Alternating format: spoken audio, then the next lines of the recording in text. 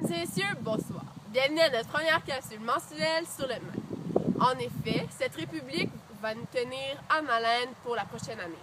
Les nombreuses guerres civiles ainsi que les enjeux que la population font face vont capter notre attention. Nous voilà maintenant en octobre et nous présentons les situations qui se sont passées. Le 1er octobre dernier, une rencontre entre le nouveau président malien Ibrahim Boubacar Keïta a rencontré François Hollande. Malheureusement, leurs rencontres ont été écoutées pour des raisons politiques. Je vous passe mon associé Philippe Miranda-Jean au Mali. La rencontre diplomatique a dû être écoutée suite à des échanges de tirs entre l'armée malienne ainsi que le mouvement national de libération de l'Azawad. Le gouvernement malien a annoncé qu'il libérait 23 prisonniers qui avaient été arrêtés sur le théâtre des opérations militaires dans le nord du pays.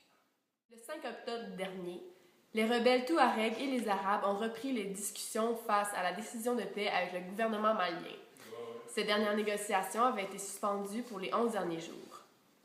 C'est Ibrahim Ag Mohamed Assaleh, le chargé des relations extérieures du mouvement national pour la libération de l'Azawad, qui a annoncé au gouvernement malien ses intentions de recommencer les négociations.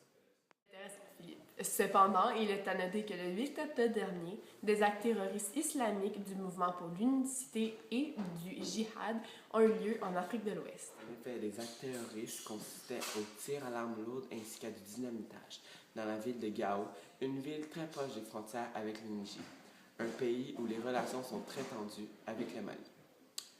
En réponse, 2 jours plus tard, 1 millier de personnes ont manifesté contre l'insécurité à Gao, une des plus grandes villes du nord du Mali. Le 17 octobre dernier, un accident de pinasse a eu lieu près du village de Koubi, où il y a eu 20 morts. Pour conclure la séquence du mois d'octobre, il y a eu le 17 octobre dernier une réunion avec le Conseil de sécurité. En effet, ils ont déploré le manque de moyens pour agir dans le Mali. En effet, leur but est de permettre au nord de ce pays de trouver la stabilité ainsi que de protéger les civils contre cette guerre.